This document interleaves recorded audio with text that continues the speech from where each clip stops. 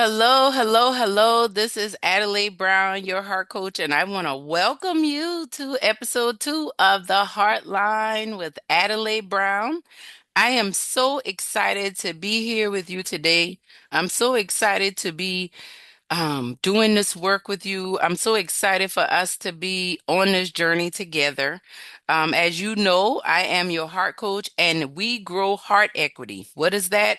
Personal, relational, and financial wealth that is cultivated and developed through authentic living. I truly believe that we are in a deficit in our world right now of people who are willing to be honest and truthful about how they're feeling and what they're going through in their life. And I'm on a mission to bring more accessibility, authenticity, vulnerability, and tools that we can use in order to be all of those things and more. So I'm just thankful for us to be here together today.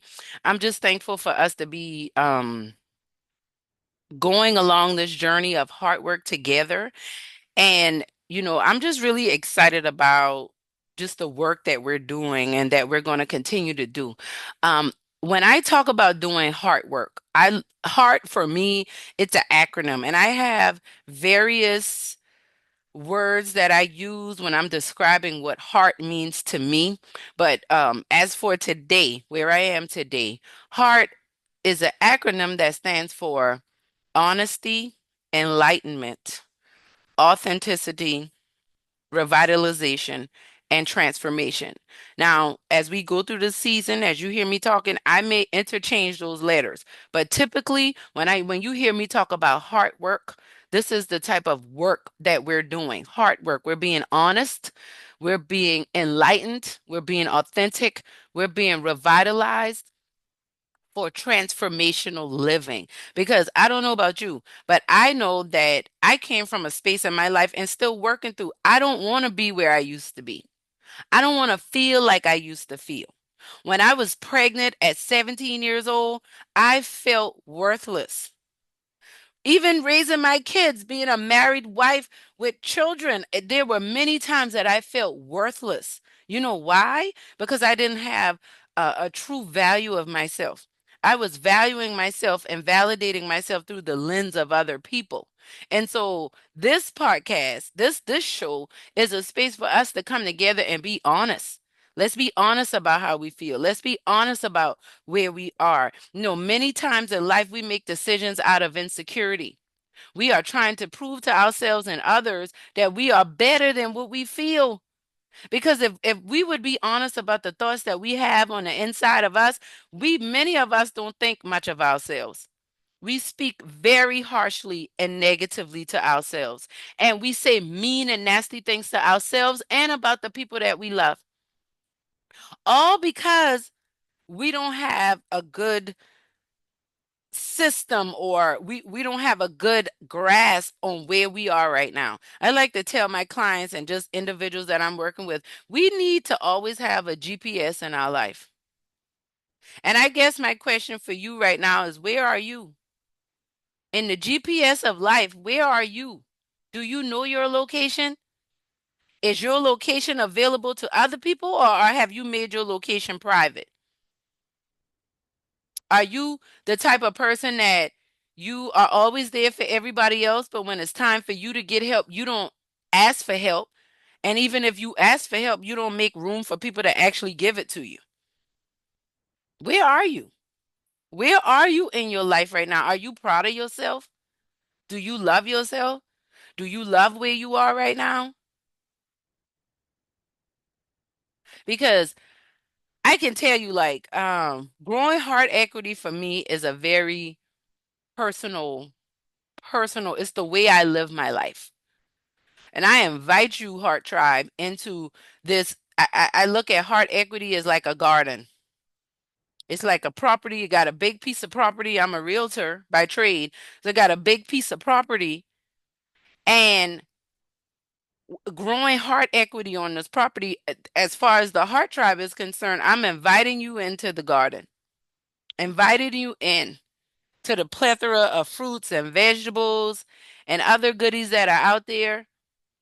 And this is a garden that is grown through us being authentic, through us being honest, through us being willing to confront the pain, the fear, the doubts, and the worries that we have been running from for years. Getting on to be able to even do this podcast has been such a battle, such a mental and emotional battle. I have to fight through my value and my worth. When I go back and check and it's like one view, two views, I know why I'm doing this, but I have to remind myself, even if it's not for us now, if it's for us 10, 15, 20 years from now, it might not even be for you. It might be, this podcast might be something for you to listen to with your grandchildren or great grandchildren down the line. But I'm telling you, you are worthy. You are important because if you were not, you would not be catching all the hell that you catching. Because I caught some hell to get on here today. I just caught some hell through life to even be here. But we here. We still breathing. We're still moving. Why? Because we got work to do. We got work to do. So the first thing we got to do is, where are you? You got to figure out your location. Where are you? I think a lot of times, and this is true even when we talk about getting directions, a lot of times we don't really check to see where we are until we're trying to go someplace. But I'm asking you to check and see where you are before you even try to go someplace. Because if you get more clear about your current location, you might not even want to go to that next destination that you had in mind. Maybe you want to go in a different direction. Maybe you don't even want to go any place because you didn't even know you are currently where you are. You thought you were someplace else. There have been so many times that I've been hard on myself and harsh on myself, and I had to realize how far I have come and how much worse it could have been. But I got to stay focused. And I used to pay too much attention to where I'm going, where everybody else is going. But what I have found is the most important thing you can do in your life is figure out your current location. Mentally, physically, spiritually, emotionally, where are you? Who are you? Who are you? Do you know who you are? Do the people around you really know who you are? Or do they just continuously get your representative? Are they constantly getting the person you think they want or the person you're choosing to present versus who's really in there? Can the real you please stand up?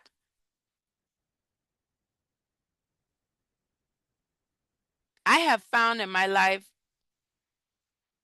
when I was 18 living on the project with my baby, I didn't know where my life was going to go. I didn't know what was going to happen.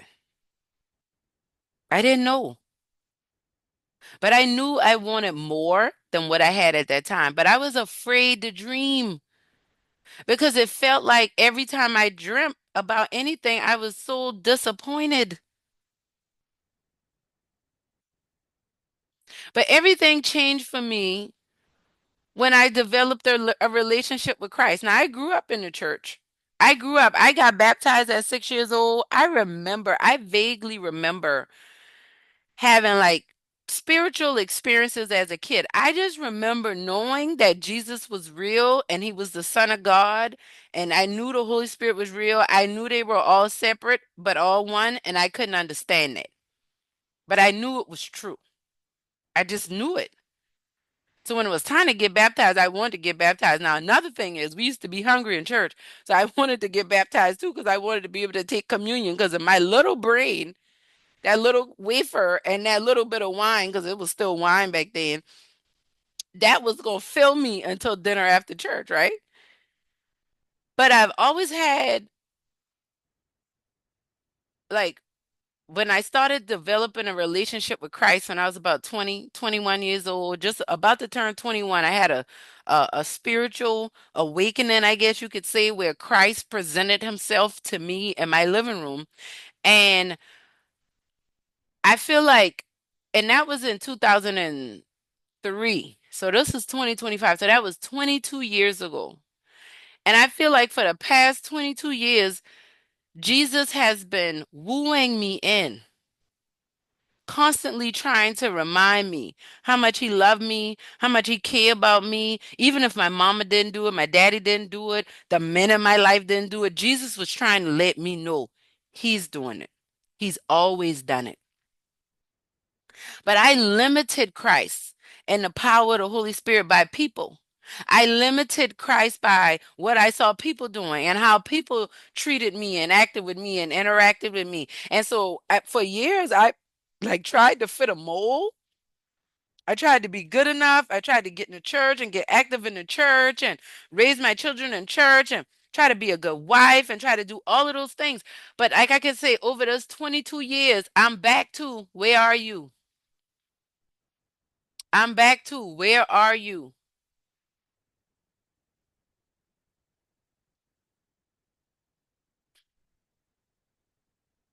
I often think about how I go back and forth. I talked with you guys last week about losing my mom and going through the hard work process. And, I think about often, I think about how my, I never ever thought my mom and I could have the level and the connection and a relationship that we had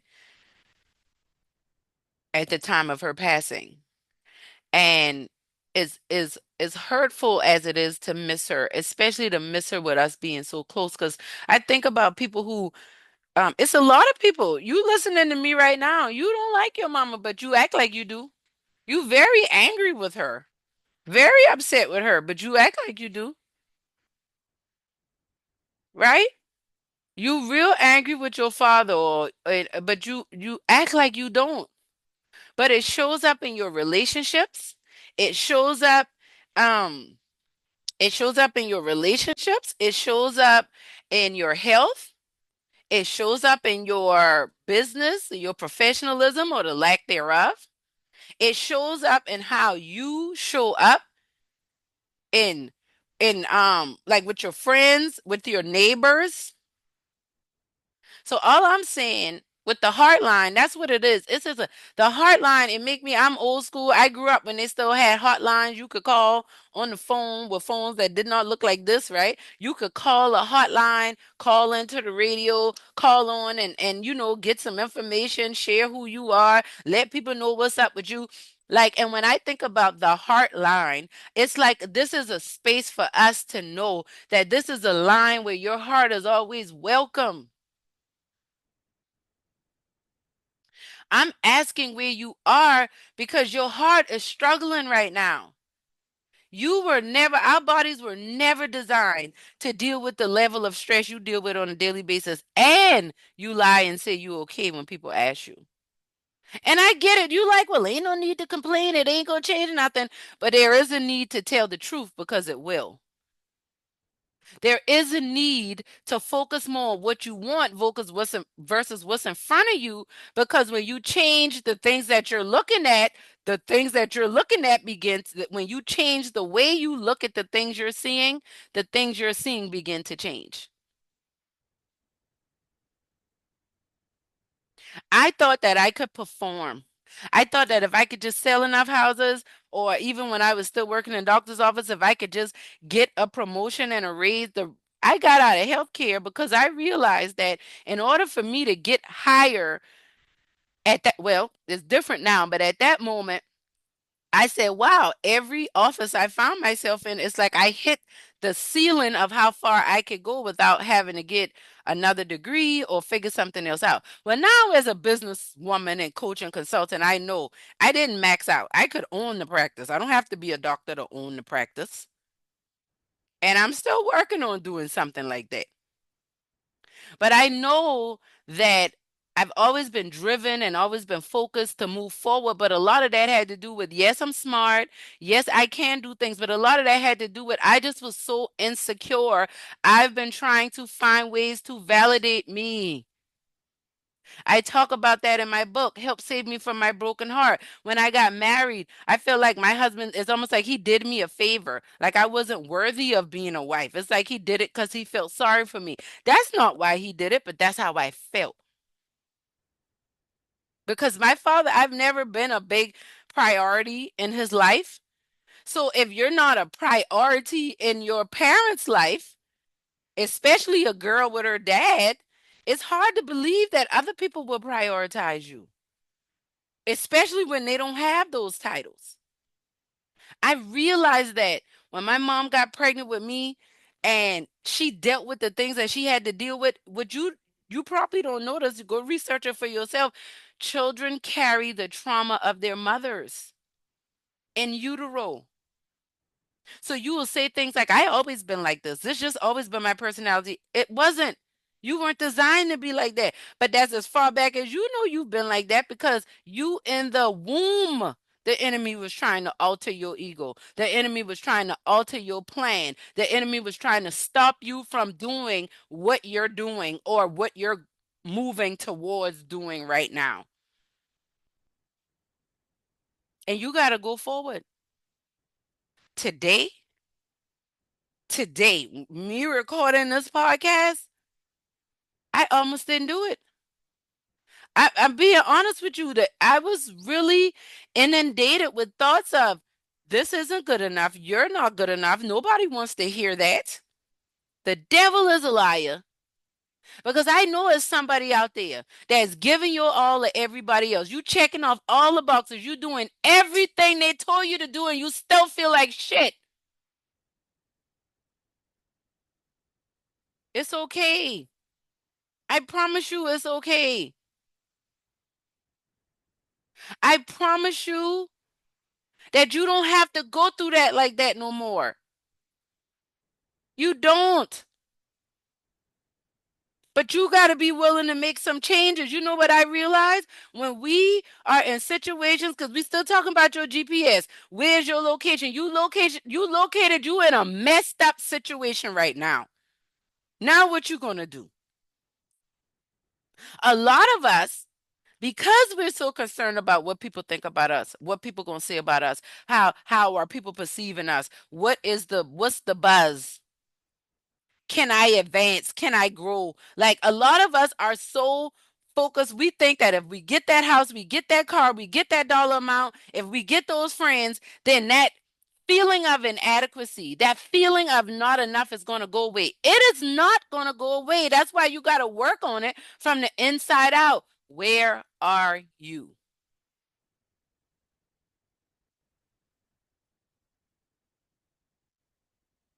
Where are you? Really? Where are you? See, we out here, we outside. It's summertime. I'm outside. Or I'm blessed and highly favored in the Lord. Or this or that or whatever. I'm okay. I just got to do what I got to do. Ain't no need to complain. You could say all that foolishness. It ain't going to change nothing. You got to be willing to make change. And let me tell you something change is uncomfortable. Change will make you terrified because change means you got to let go of the identity that you currently have. I don't have enough. It's too hard.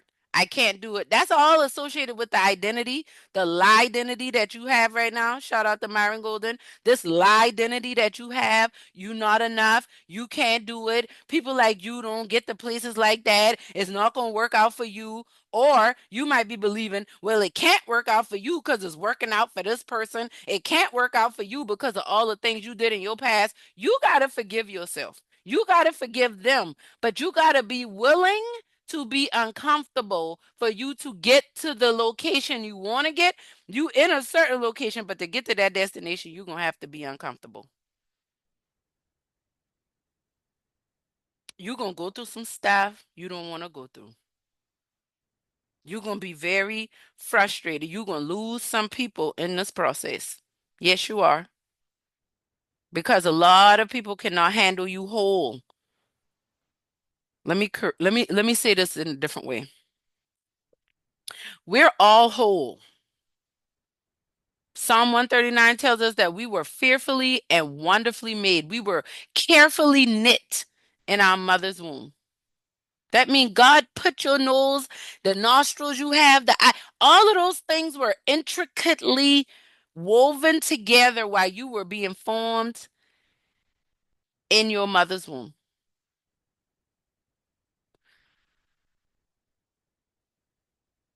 But many of us have been raised with this idea that we're inadequate, we're broken, we're not enough. So we go through our life trying to overcompensate and make up for what we feel like we don't have. That's the brokenness. That's the feeling of brokenness. We feel like we don't have certain things or we aren't certain things. And therefore it brings a feeling of disconnect. But it's just a feeling. It's not the truth. It's not a reality. The reality is you're whole.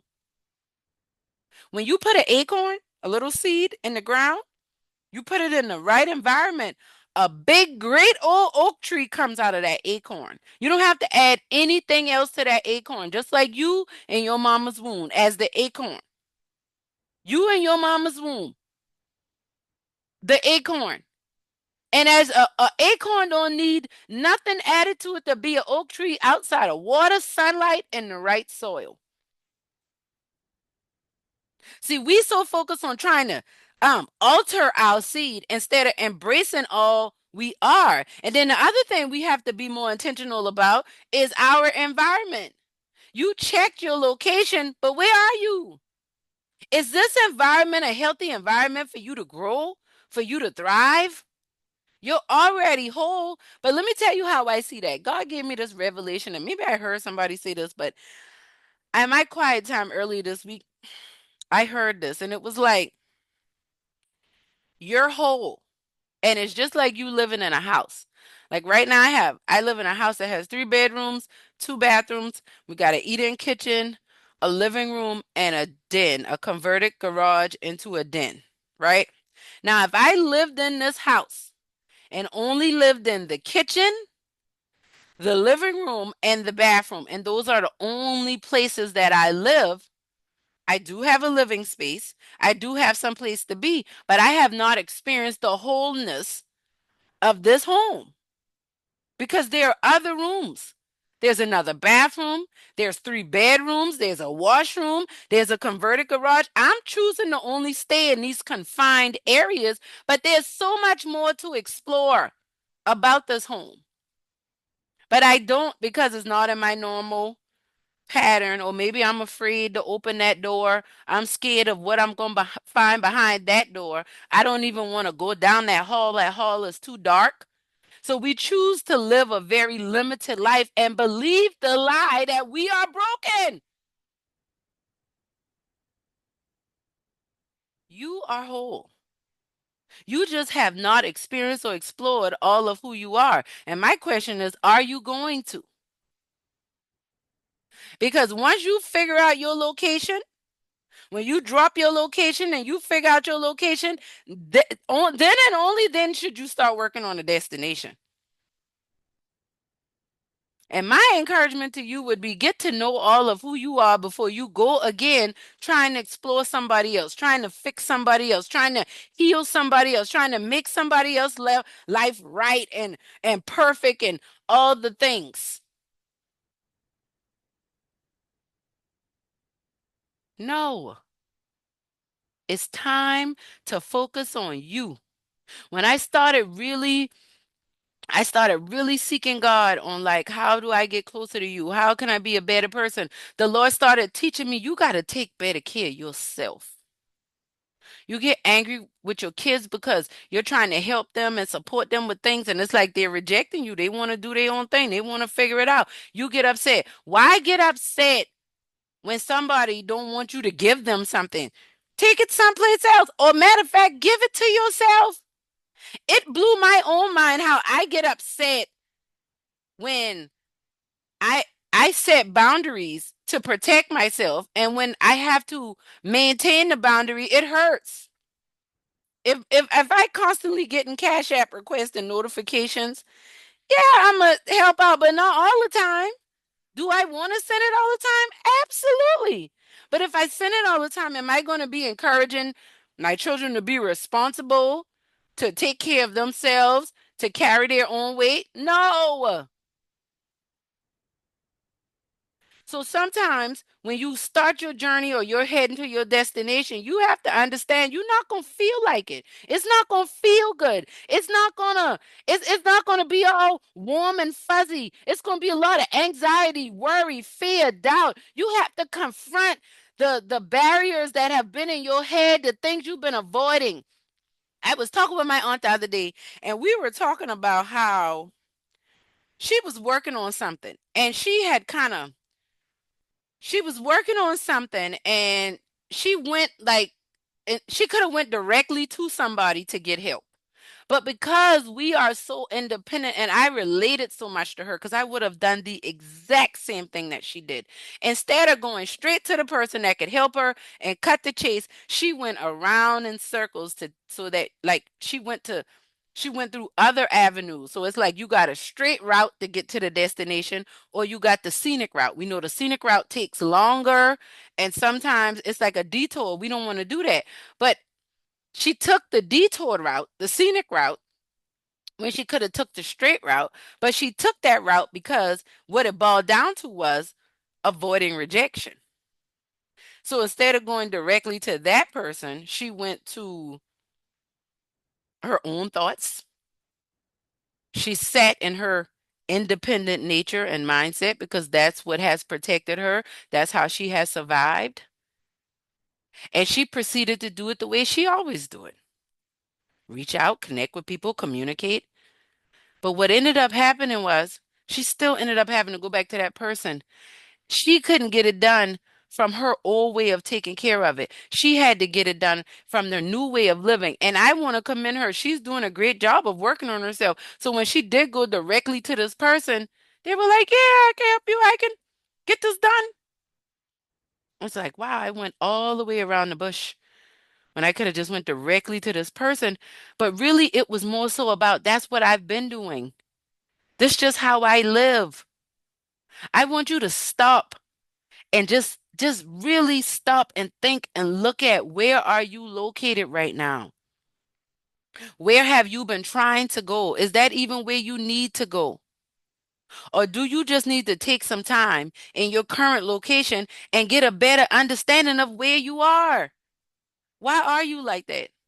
Why do those things trigger you like that? Why is it when you hear that song, you get emotional? Why is it when your partner does this thing, you get so angry and upset? What is that reminding you of? What from your past is constantly coming up and haunting you in your current life?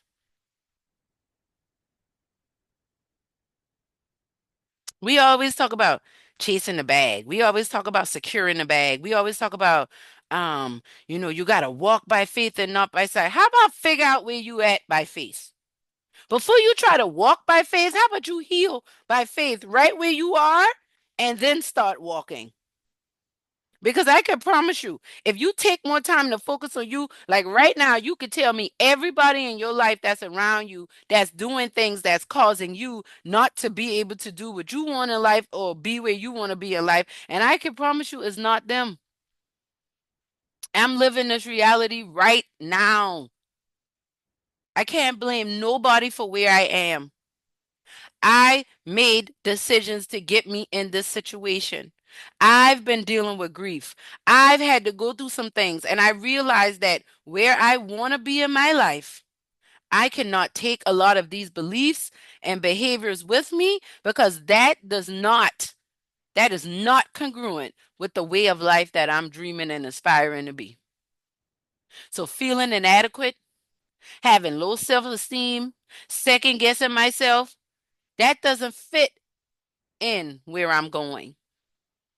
But I realized that that's why a lot of people fell out of my life because they did really good with me being like that. They felt very comfortable with my mom and I not getting along. They felt very comfortable with me second guessing myself and spinning my wheels. And it's not even a dig to them because I was just living like everybody else. So many of us have adapted such an apathetic, negative way of living that you can't even fathom joy, peace, and happiness as a way of being. You think people who happy are fake. You only think they fake because you being fake with your happiness.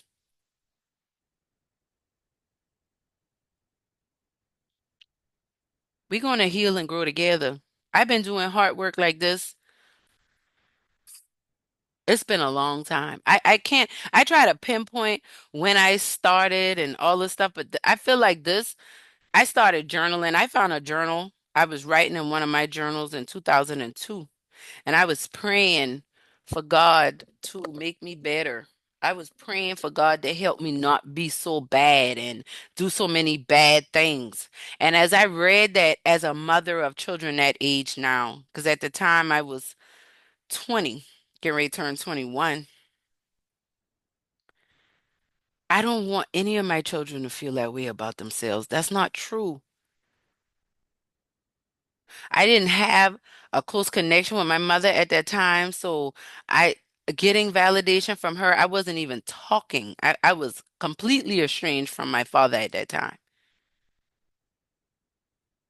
And I had people around me who love me and care for me, and I still do, and I always have. But I talk about this because I know I'm not the only one that got all these people around them that love them but still feel unloved. Got all these people around you who care about you, but you still feel lonely and worthless. And I just want to let you know that you're not. You are valuable. We need what you have to give. That's why I'm on the show. I'm just here to remind you.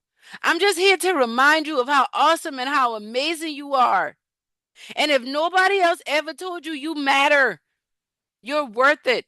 I believe in you. I truly believe that the world is a better place because you're here. And I believe that you have something to offer us that nobody else can. And I want it. Matter of fact, I need it. And I need you to rise up and stand up in who you are in your being. Don't find so much of your value in your doing. You are much more than what you could do for people. You are your existence, your being. The God of the universe breathed life into you and you're still breathing. That's how you know you're important, necessary. You matter. All I'm asking is for you to figure out where you are. Allow the Holy Spirit to let you know. The Bible tells us in Psalm, I think it's Psalm 119, he said, your word is a lamp unto my feet and a light unto my path. When I started reading my Bible, I found answers. I found relief. When I got to Psalm 27 and 10, and I think said, when my mother and my father forsake me, the Lord will take me up. I knew right then I wasn't an orphan. But it's taken 20 years to live out and get and actually embrace that belief.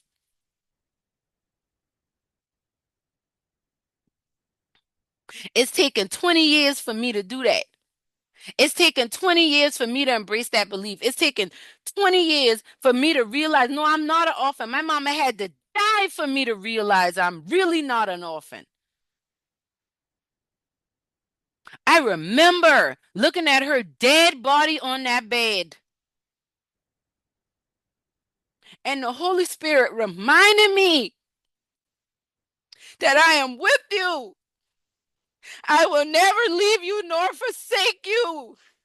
That's why you got to know the word so you can stand on it when you need it. Because I needed it. I'm standing on it right now. So I just encourage you wherever you are, don't give up. And you are worth you figuring out where you are. If it take you a long time to figure out where you are, take the time. You don't need to be like a bull in the china shop, bulldozing through life, hurting people and hurting yourself because you don't know what to do with the pain on the inside. Don't do that. Sit with it. Sit with it. It hurt. I promise you can handle your emotions if you sit with them. You don't have to run from them. Don't get up and go be busy. Don't cut this off because you don't want to see me crying. You need to cry. You need to let it out. I'm just being honest. Hopefully, this will encourage you to release.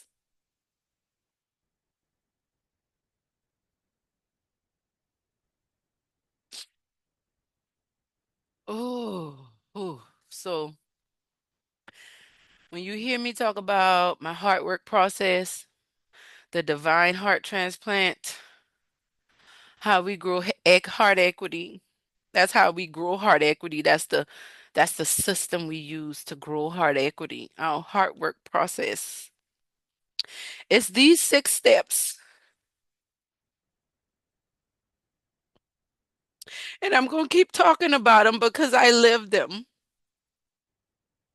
I do.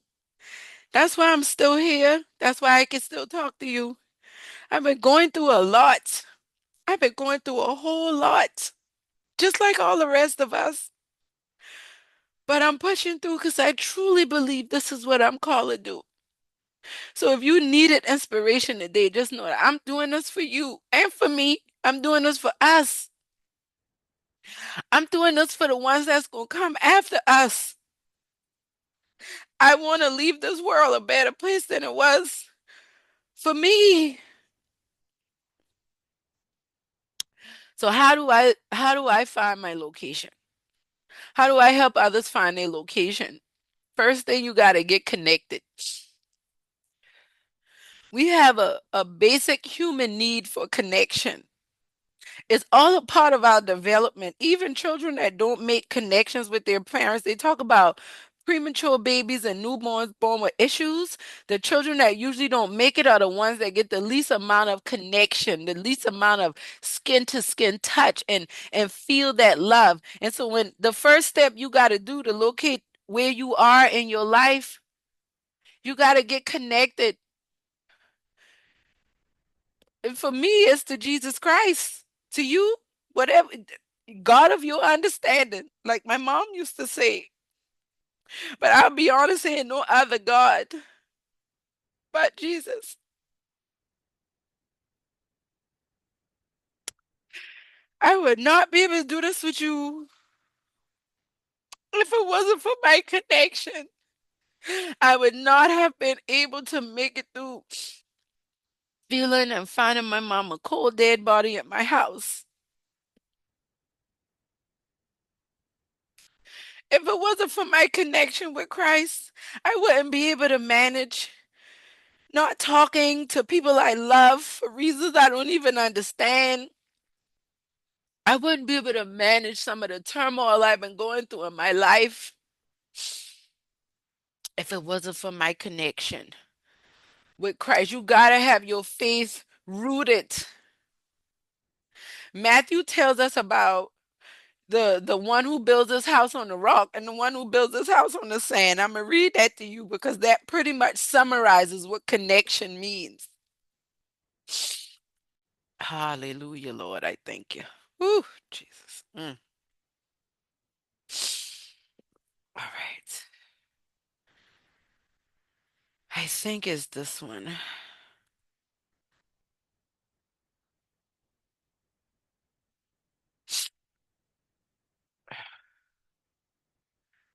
So it talks about, I'm gonna find it. I can't think of the scripture right now. Um, okay, it's Matthew chapter 7. I was in there, but I guess I missed it. Therefore, everyone who hears these words of mine and does them will be like a wise man who built his house on the rock. And the rain fell, and the floods came, and the winds blew and beat against that house, and yet it did not fall, for its foundation had been built on the rock. Everyone who hears these words of mine and does not act on them will be like a foolish man who built his house on the sand. And the rain fell, and the floods came, and the winds blew and beat against that house, and it fell, and great was its fall. So when I think about connection, I think about being the one who built the house on the rock. That's what connection is. Because the storms and the waves of life are going to come. But you need to be connected so that the rock, that connection is like, that's like the meteorologist report, that's the lighthouse. Like if the storm is coming, you need to be with the lighthouse. You need to be protected. And when you are connected, your connection allows for you to be able to withstand whatever the storms, the winds, the wave of life that are going to come. And for you right now, it's the winds and waves of life that are coming at you, fighting against you being your authentic self. You have been the representative. You have tried to be the person your mama wanted you to be, your daddy wanted you to be, what your favorite auntie told you you should be, what your big cousin who you looked up to told you should be, what your favorite teacher showed you should be, your worst teacher told you you should be. You have all of these. You look at TV, you listen to music, you look at fashion and all the things, and you look at those things and you take from that to find out who and what you are. And what I'm saying is you got to get connected to Christ to find out who and what you are. And that connection brings about awareness, which is step two. And awareness allows you to start to realize things about you that are not you. Awareness is when you start to realize, wow, this makes me upset. Wow, when this happened, I was really angry. Wow, when this person didn't show up for me, I was very disappointed. That's what awareness does. Awareness starts to allow you to like pay attention to what's going on around you. You're not just endlessly going through life. You start to notice. I usually use this example in real estate. So you get connected, all right, talk to your realtor. Now you like you want to buy a house, but you can't save any money. So awareness is let's look at your bank statement and look at how you're spending. That's awareness. You're raising awareness. You're going back to look at. Pay attention. Awareness is you paying more attention. Many of us are kind of on autopilot going through life. Awareness is you stopping and smelling the roses, is you paying attention to the tone in the comment that was made. Um Awareness is you telling the truth. Like you notice that when this person said this, you felt something or you had a certain thought that came about. When you heard, when the teacher told you that your child was struggling in school, you noticed that you started to get hot. That's awareness. You noticed that you started to second guess yourself. That's awareness, right? But that's step two. But then now we get to acceptance. So now we start to ask questions about why did you get hot? Why did you get upset? Why did you start to second guess yourself? And when those answers start to come out, you got to accept the reality of what's in you. I often hear people say, I shouldn't think like this. I shouldn't feel like this. It don't matter what you should or shouldn't do. This is exactly what you feel. This is exactly what you're thinking. And it's a root to that. Back to connection and awareness. And so I take people through this 6 step process for every situation that they're going through, especially when you notice that it's a reaction going on in your body from the situation. Why? Because this is how we're going to heal. It is molecular. It is situation by situation, thought by thought. Doing hard work is tough, but choosing not to is worse. So we get connection, we get awareness, we get acceptance. And when you start to accept things for what they are, it is very easy to be very critical of yourself. And that's why step four is critical. You got to forgive. You got to forgive yourself. You got to forgive others. And you have to do it consistently, frequently. Every time you are aware of some trigger and you have to accept the trueness, the reality of this situation. Now it's time to forgive because there's something about this that's giving you an adverse reaction. There's some forgiveness that needs to be done there. And I talk when I was in a toxic relationship, When I was much younger, I would go through this cycle in this relationship. I would get connected every time he make me mad. I go pray and talk to God, ask God to help me, and then I'll be aware of the things I need to work on and change, and with myself and in my relationship with him, and then I would accept it, and then I would forgive him, and never really forgave myself. I guess I never really forgave him, but I said I forgive. I would take him back, and then we go through this whole cycle again. But how we break that cycle with those 4 steps, we go to step 5. And I think 5 is so amazing to me. 5 is the number of grace. And Jesus died to give us grace so he could save us. And he saved us by faith through grace. And the 5th step is make a decision. And this is the scary part about getting your GPS location. Right? Because when you make a decision, you cutting off all the other excuses you've been making to stay stuck where you are in this cycle. You got to make a decision that is adverse, that is opposite to the choices you're currently making, so that you can break this toxic pattern you've been in. So step 5 is decision. And it's critical. Because you're drawing a line in the sand. I'm not going back there. So if I'm not going back there, this is the direction I'm going. Oh God, this is scary, but I got to do it. And step six,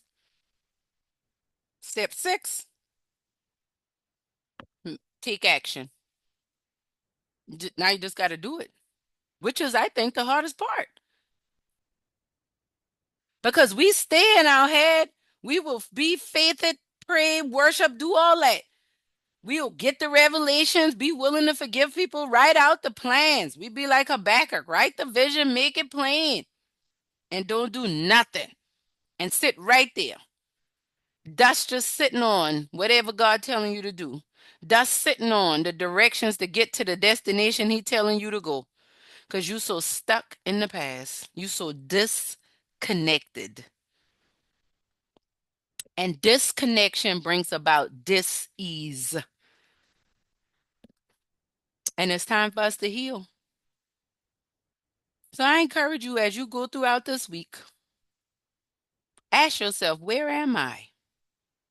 And just honestly write down the answer. I know some people are like, I don't write. It's homework. I do give that to my clients. I don't care if you don't write or not, because they always get a revelation that blows their mind. I'm like, I told you.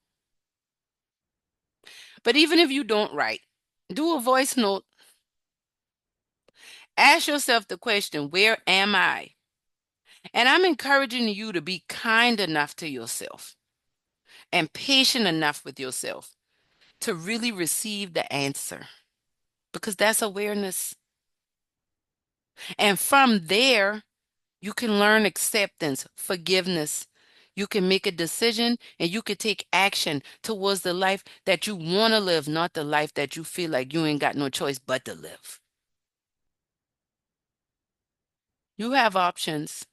You're loved. You're valuable. And you matter. And this is how we grow heart equity: personal, relational, and financial wealth through authentic living. I'm thankful for y'all. I'm thankful for being here. Thankful for the space. Remember, the Heartline with Adelai Brown. I am requesting that you like, you subscribe, you share, you comment. If you have questions or concerns, you can go to my website, um, addiebb.com. You can go to my linktree / the heart connections. You can also email me any questions, any comments, any feedback. Email heartcoachtalk@gmail.com. Heartcoachtalk@gmail.com. We are a tribe. We are growing together. This is our little village. This is our little healing village. I welcome you into the healing village. I welcome you into the heart tribe that's in this village. And we're going to continue to grow and heal together. I'm excited to connect with you all over the world. And I want to hear about what you found out when you check your location. I want to hear about what connection, awareness, acceptance, forgiveness, decision, and taking action, what does that look like in your life? And just know that you're not alone. You are not alone. You're not alone, and you are valuable. You are loved. You are worthy. Okay? All right. Well, that's all I got for you today. I love you. This is Adelai Brown, your heart coach. Remember, when you heal your heart, you transform the world. I love y'all. Have a wonderful day.